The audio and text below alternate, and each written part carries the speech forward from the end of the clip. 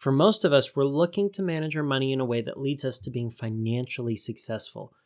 But what does that even mean?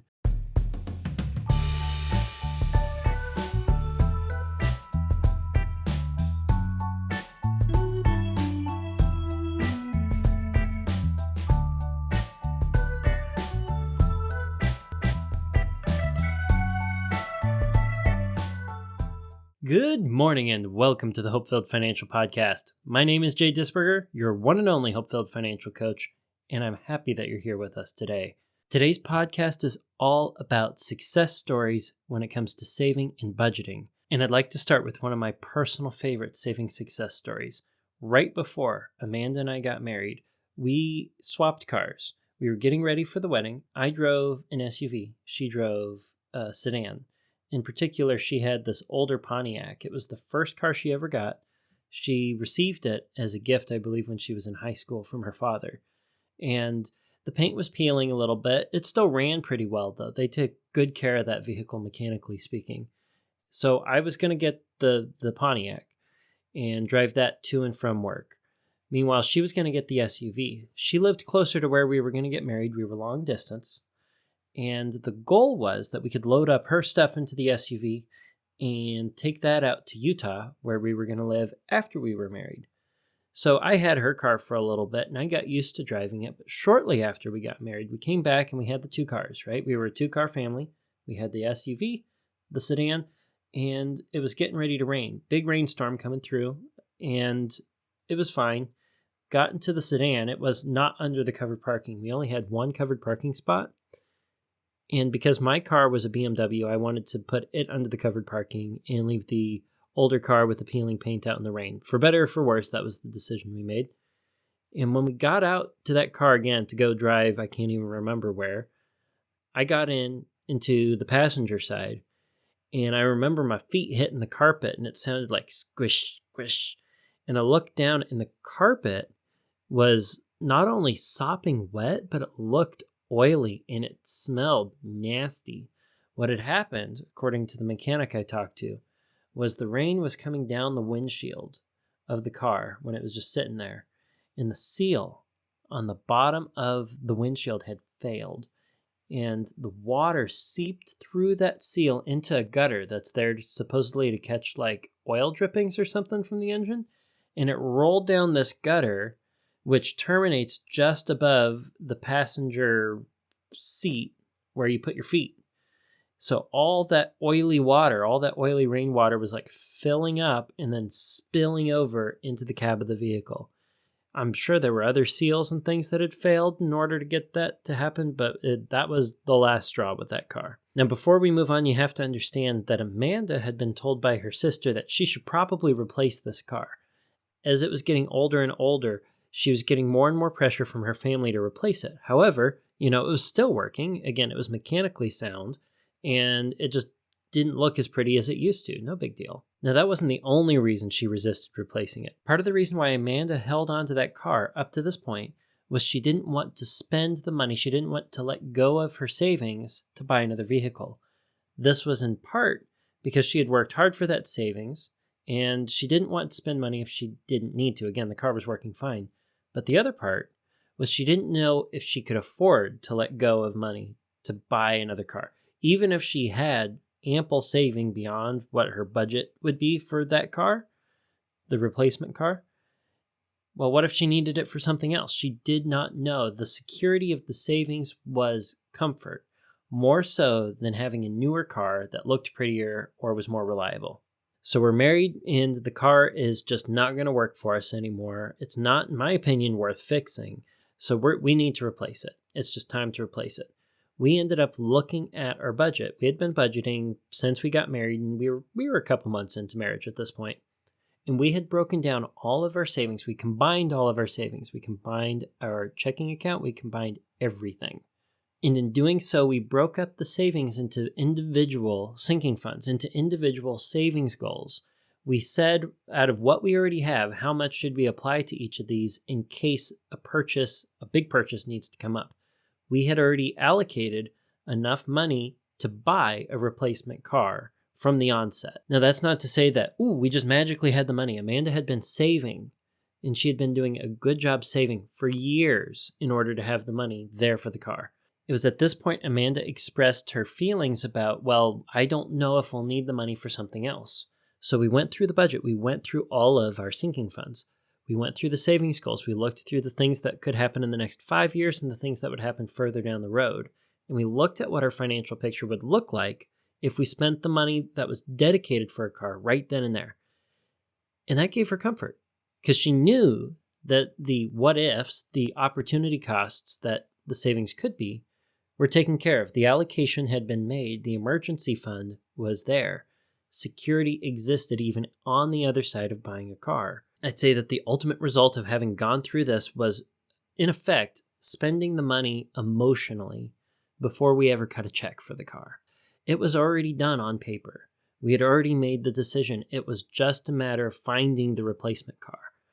I had done a little bit of research on what was going to be good and reliable. We were looking for a small SUV. In particular, I preferred the idea of finding a Toyota RAV4 or some sort of equivalent, something that was going to be really reliable. Our budget was around $15,000. With our savings in mind, I did some research online and I found that there was a dealership just walking distance from our condo where we could buy a Toyota RAV4. And it was in great shape. The pictures looked amazing. So I said, Amanda, you want to go check out this car? We'll go see if it's something that we want to test drive and buy. So we left and we didn't even take our checkbook. We were just going to go look at the car. We walk into the dealership and I was like, hey, do you guys have that red RAV4 here? And they're like, they laugh at us and they're like, oh yeah, we're going to sell that car today. They knew how popular that car was and they knew how good a shape that thing was in. So they handed us the keys and just told us to go out back, find it, and take it for a test drive. They didn't even follow us. They didn't even try to sell us the car. They knew it was going to sell itself. We knew that we had run into a very interesting deal at this point. This was unlike any dealership visit I had ever made in my life. And if you listen to podcast episode 3, you know that I've had my fair share of interactions buying cars. I digress. So we go out to the back, we find the car, we test drive it. It's great. The thing looks flawless. It was like a car that had been sitting in a garage for the last decade, being driven like 100 miles a month. And they were asking for less than Kelley Blue Book on this thing. And it was in our budget. So we just went back in and we were like, we're going to buy it. We're going to buy it. They called back the other people who were coming to see the car to let them know, hey, it's gone. It's sold. It had been up there for less than 24 hours and we bought it. And it was easy. It was the least pain that I've ever felt cutting a check. Amanda even had to take the Pontiac back to go get the checkbook because, well, we had left the house and we were not necessarily expecting to be able to jump that time. We thought we might need a little more time to process the purchase, but everything lined up. Everything was ready. It was the opportunity and we took it. From the time we originally left the house to the time we drove home with the new car, keys in hand, it was 45 minutes. The whole process took 45 minutes, and we had no sense of buyer's remorse. Weeks later, we were still genuinely happy with the purchase. Because we were intentional with the budget and our savings, and because we knew that we weren't sacrificing any potential need or security in our future, we could simply go and buy the car and feel free and feel content, feel joy, and ultimately experience the success that solid, healthy saving habits and budgeting can yield. Speaking of budgeting, it's time for today's budget tip.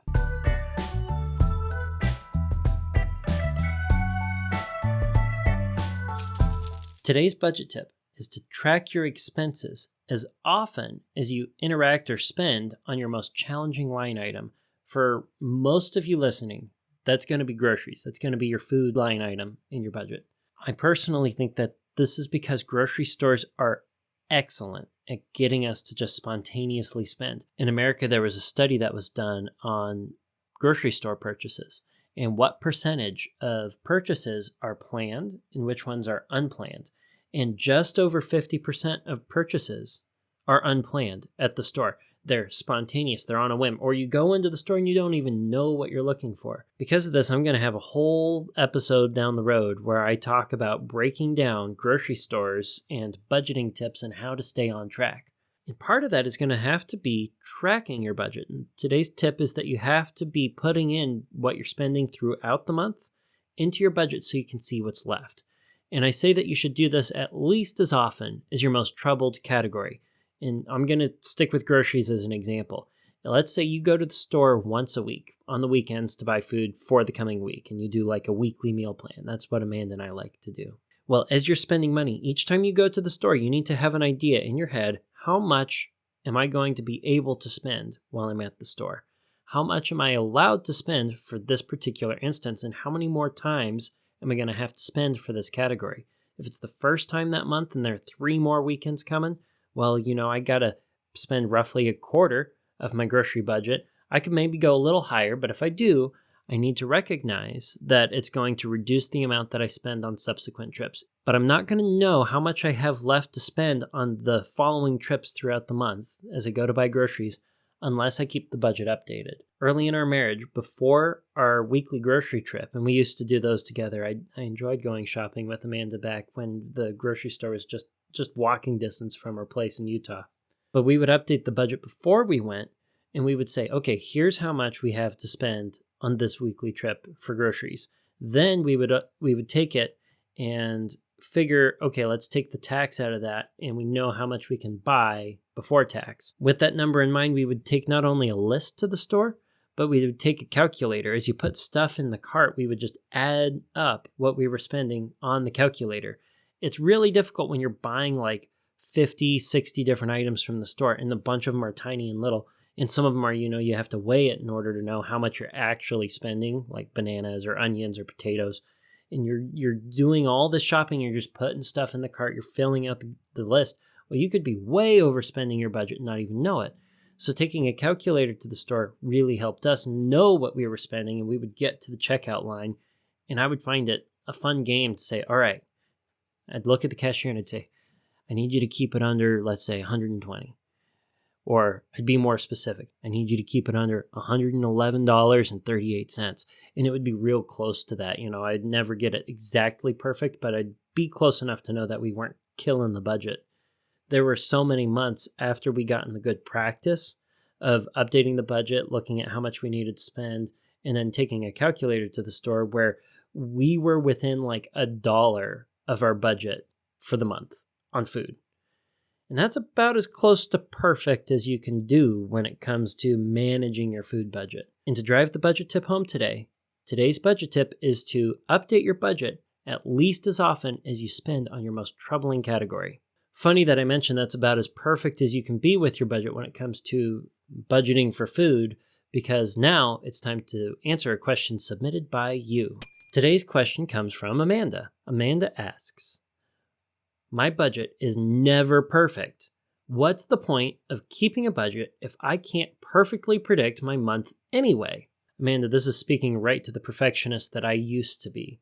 I used to have a great deal of perfectionism in my approach, so I can relate to the frustration of trying to do something and it never ending up perfect. And if it can't be perfect, it might feel pointless pursuing budgeting. But we need to look beyond perfectionism, and we need to look past trying to be perfect. We need to look past trying to make a budget that's going to be a cookie cutter, and we need to look at it not as, here's the plan, I'm going to follow it perfectly, and it's going to match up every single time, and I'm just going to be able to predict everything that can possibly happen with money. Instead, we need to think of the budget as a living document. We need to be thinking of the budget as a plan that helps guide our decisions and allows us to be frugal. The budget allows us to put on paper, on purpose, our intentions. That way we can recognize our intentions, our priorities, our goals as being intentional. And we can compare the opportunity cost in a way that is, in any other way that I know, difficult to comprehend. Let's step back and think about what is the goal of managing our money in the first place. For most of us, we're looking to manage our money in a way that leads us to being financially successful. But what does that even mean? When I was younger, when I was in high school, I had success explained to me in this way. Being a successful person is not always getting everything right. Being successful is not being perfect. Being successful means that you're going out there and you're trying, you're doing, and you're failing. Now, if you're going to be a failure, what you do is you go out there and you fail. You fail to be perfect at whatever it is that you aspire to do. You ultimately let your failures hold you back from what it is that you could be at your greatest, from being the best version of yourself. In contrast, someone who's successful is going to fail significantly more than someone who identifies as a failure.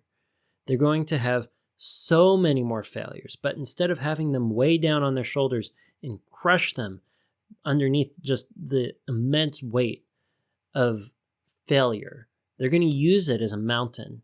They're going to be standing on top of their failures. They're going to be learning from every time they fail, and they're going to try it again. Thomas Edison said that he didn't fail to make the light bulb 1,000 times. He found 1,000 ways how not to make a light bulb. I might have paraphrased that quote a little bit, but it's something along those lines. So when it comes to budgeting, we're trying to manage money and we're trying to be a success at money management. What does that even mean, though?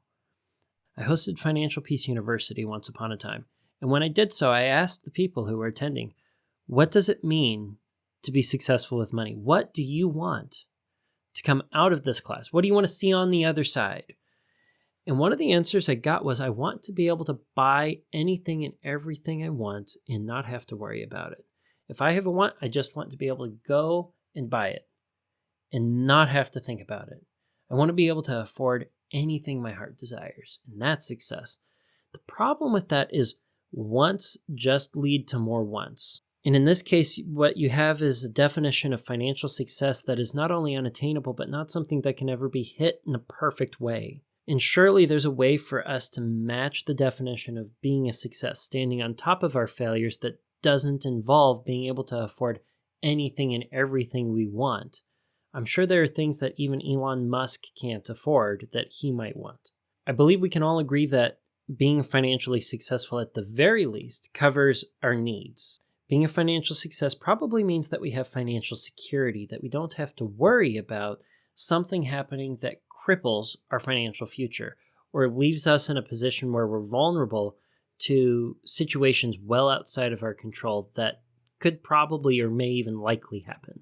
We may also have a number of financial goals that are reasonable, that are finite, that are attainable. And we could look at those and say, okay, these are our goals, be them retirement or a particular house or a particular car or a particular savings goal. You say, this is how much I want to have in savings, and that's the goal.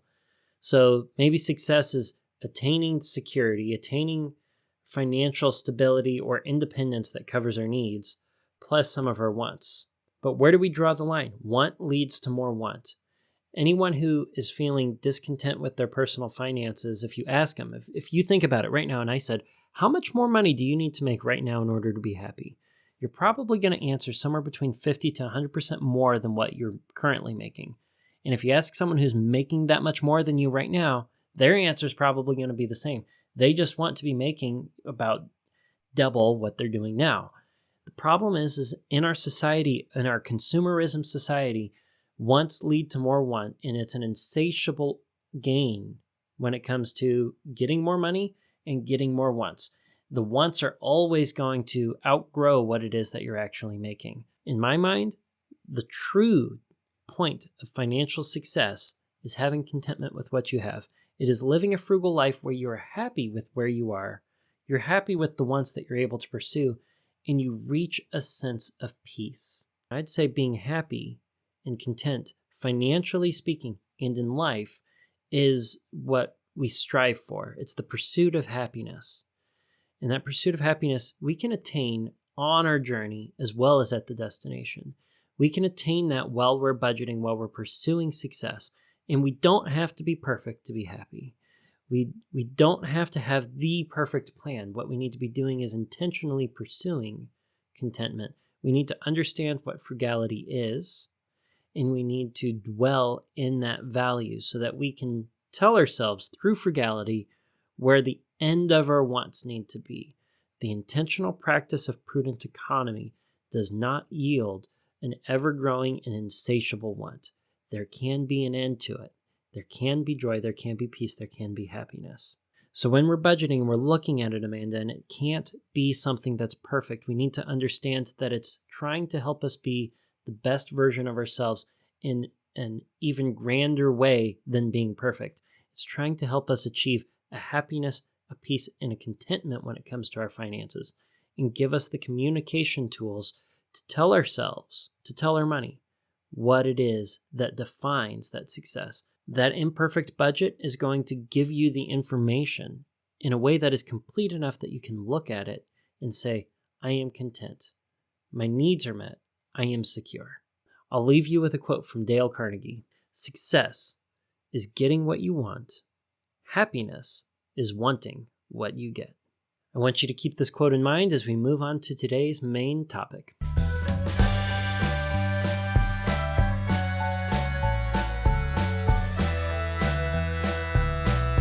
For today's main topic, I was originally thinking I was going to do something on sinking funds and doing a deep dive into how sinking funds work. But ultimately, the episode that I did on budgeting, the nuts and bolts of budgeting, more than accounts for how to deal with a sinking fund. So I thought it would be more appropriate and more inspiring to go through some success stories since, we just talked about success. This is more than appropriate. To go through some success stories of people who have successfully, in their mind, in their words, in their feelings, in their heart, gone through budgeting and saving. And I figured we could learn from these stories. I haven't read any of these stories yet. I'm going to be reading them for the first time here on the podcast. And these stories come from an article from Mint. It's not anything that I'm sponsored by. This article is called They Did It, and So Can You, 4 Real-Life Budget Success Stories.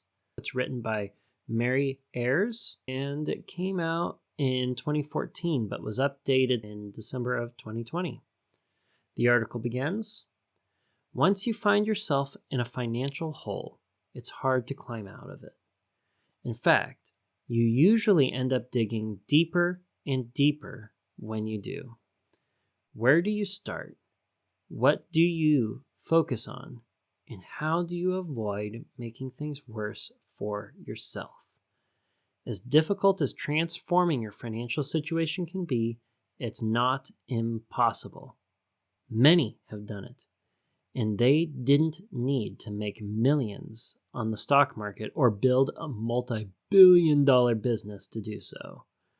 No, these are people just like us, with limited funds, no expert knowledge of the stock market, and a whole bunch of bills that need paying off.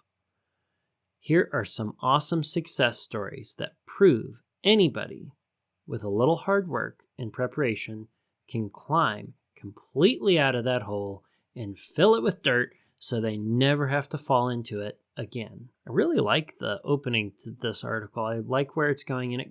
They didn't use the word debt, but digging yourself in a financial hole implies debt. We'll see if the stories reflect a debt-free journey followed by building a mountain of savings. So first is Chrissy Schwab's experience with Mint.com. Chrissy was having trouble keeping track of her expenses, especially the part where every little swipe of her debit card meant another set of numbers to remember. Keeping track of every receipt and entering every purchase into Excel got real tiresome real fast. Luckily for her, she discovered Mint.com's budgeting setup system. Again, not sponsored. Where all you need to do is enter your basic financial information, bank account, monthly bills, loans, income, etc., and the site configures the rest, telling you how much you should have left over at the end of each month and offering helpful guides as to how your spending compares to others. Okay, when it comes to the comparison thing, we aren't here to play a comparison game with our finances. I've always found that playing a comparison game or using money as a financial scorecard is a thief to joy, because for someone who's doing better than I am financially, I might look at what they're doing and go, man, I wish I could be doing that well, or I must be failing. I'm not doing as well as I could. There's always going to be someone out there who's doing better, and there's always going to be someone out there who's able to cut spending beyond what it is that you're doing. There are going to be ridiculous examples on the extremes of both ends. Income, spending, saving, everything. So don't worry too much about the average. Average and normal is broke. We want to be doing better than average, don't get me wrong. But we don't want to get into a comparison game when it comes to other people's financial lives and our own. The other thing I should mention here is they plug their budgeting app. The Mint budgeting app is especially helpful for someone who doesn't like doing those updates I mentioned it in the budget tip. If you update every week and you have groceries every week, it's important to know how much is left in your budget. And if that's something that becomes challenging and it increases the friction between you and successful budgeting so much that you just give up on it or burn out on it, well, something that actually takes your transaction straight from your bank account and moves it into the budget so that it automatically updates, well, that can be really helpful. Every Dollar, Dave Ramsey's budgeting app, does something similar, but for his, I think you need a paid subscription, at least at the time of this recording, in order to get the automatic moving things over from your bank account. And for Mint, I believe that functionality is completely free. One last thing before we move on. The article here, the story says that Mint in particular is going to let you know how much extra income you have or discretionary money you might have after all of your needs are met. Well, if you leave it as just that and you leave it as slushy, this is not a zero-based budget because not every dollar is assigned a mission. And I believe as your HopeFilled financial coach that having a zero-based budget is the best way to pursue frugal planning where opportunity cost becomes automatically intuitive. Moving on with the article. Thanks to Mint's expert organization for her financial situation, Chrissy ended up saving thousands of dollars, streamlining her spending so virtually all of her bills get paid off in one paycheck, leaving several more checks a month free to help her live a life rather than simply pay for one. Other than the fact that they're heavily plugging their own product here, it's a good example of how someone can take a budget, engage with the plan, and see on the other side of it happiness, contentment, joy, control, success. Let's move on to the second story. How Carrie paid off a $50,000 debt in under 3 years. That's pretty impressive. Carrie of Pocket Your Dollars was over $50,000 in debt. In 2.5 years, she had paid her entire debt off, even while being laid off from her job. Wow. Her secret weapon, coupons. She and her family meticulously clipped coupons, but not just any coupons. Too often, people buy up everything that has a coupon attached, even if they don't need it. And then they wonder why they aren't saving any money. Carrie instead focused on necessities, especially ones already on sale, and found herself saving a lot of money very quickly. The great thing is, even if you don't buy a newspaper anymore, kids ask your parents if the term newspaper confuses you. There are plenty of online coupons that you can take advantage of. Just find the ones that help you most, print them out, and get to saving. The article does a good job calling it out. There's the function in your brain, transaction utility, where you feel like you're getting a deal or a discount, and it makes you so much more likely to pursue buying that item where the transaction utility is being applied, whether it's a real deal or not.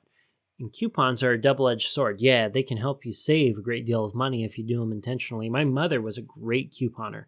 I remember growing up, she had a series of boxes. There were these black rectangle boxes. She had them above her little desk just off of the kitchen.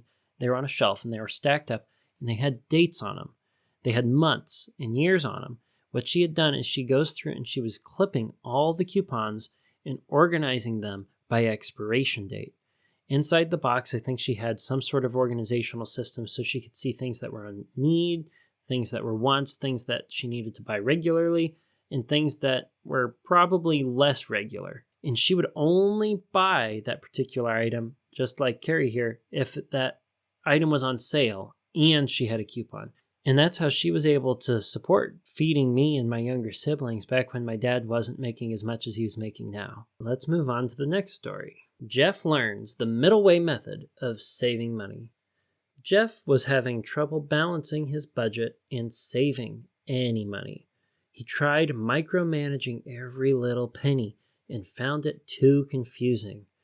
He then tried a laissez-faire approach, which is more laissez-faire than anything, as he stopped keeping track of anything he spent at all.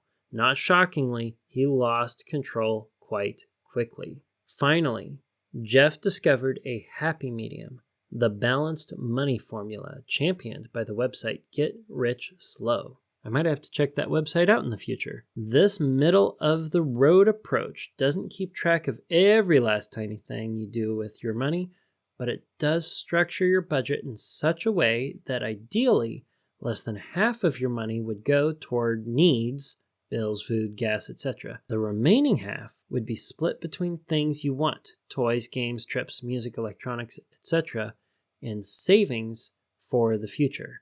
Adhering to this method helped Jeff finally cut down on expenses and start saving money.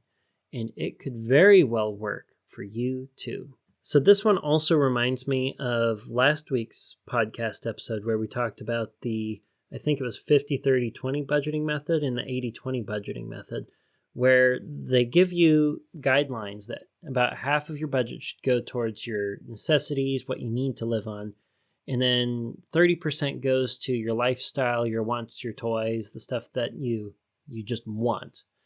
And then the rest, the 20%, goes to paying off debt or saving.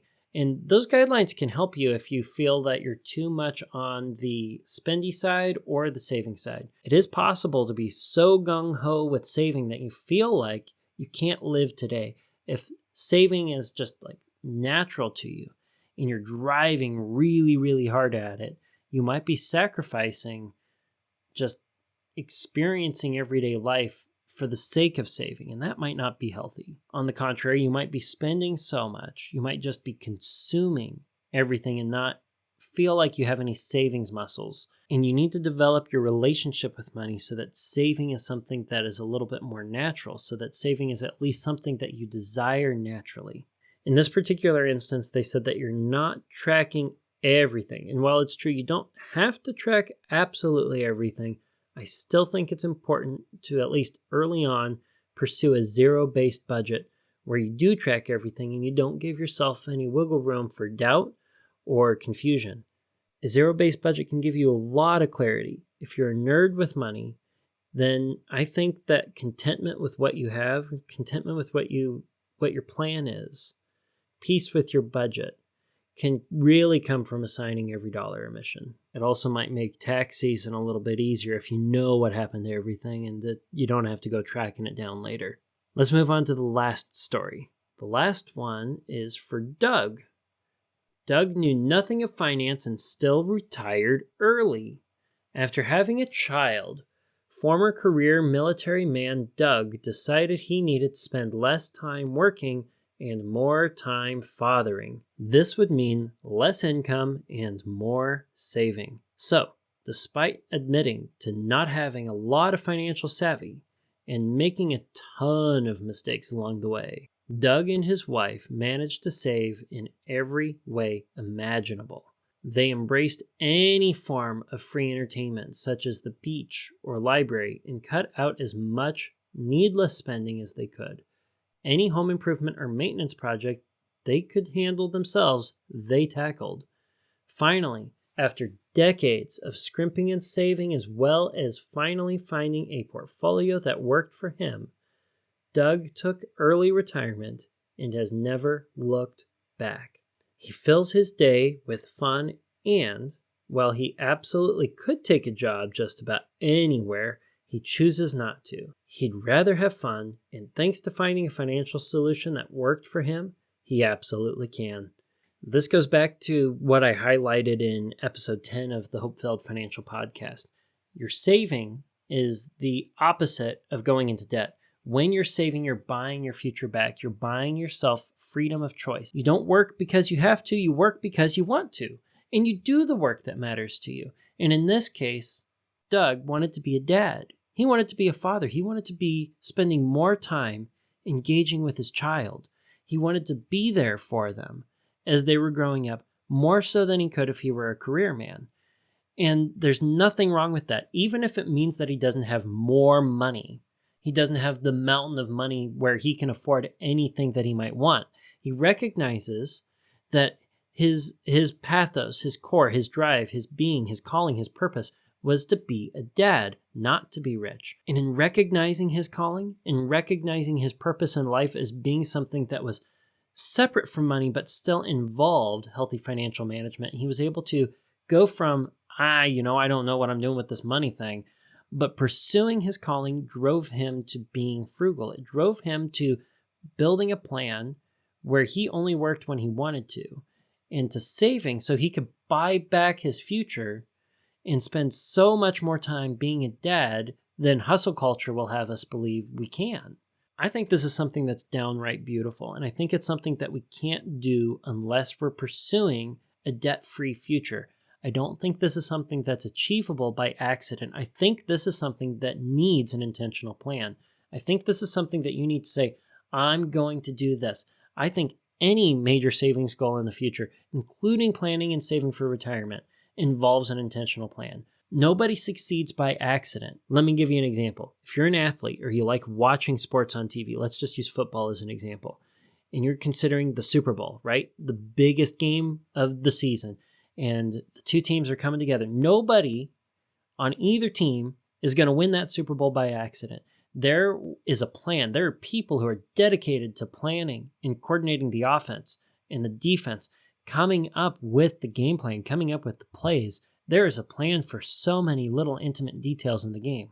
And in order to win the Super Bowl, you need to be not only an excellent athlete, but you need to be excellent at intentionally executing a plan, understanding it from the inside out, and following through with it.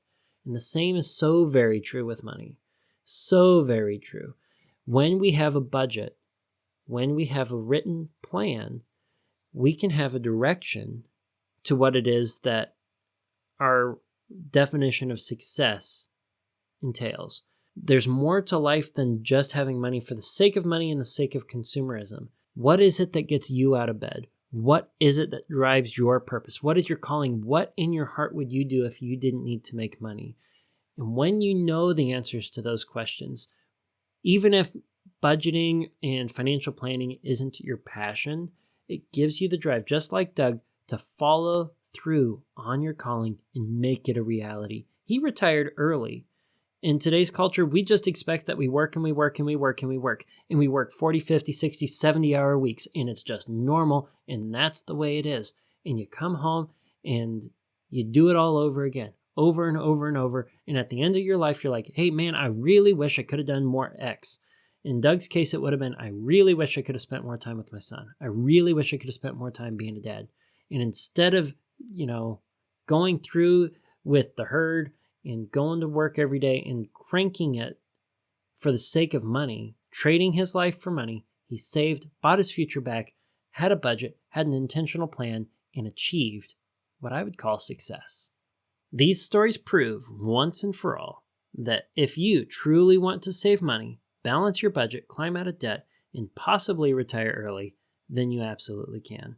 It just takes a little work, a lot of focus, and a ton of dedication.